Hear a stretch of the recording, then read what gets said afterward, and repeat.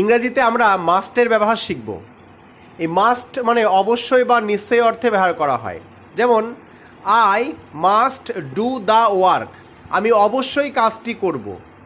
You must be a teacher, তুমি অবশ্যই একজন শিক্ষক হবে। He must be an honest person, সে নিশ্চয়ই একজন সৎ মানুষ হবে। I must have done the work, আমি নিশ্চয়ই কাজটি করেছি বা আমি অবশ্যই কাজটি করেছি। I must have done the work. He must have a car, তার অবশ্যই একটা গাড়ি আছে।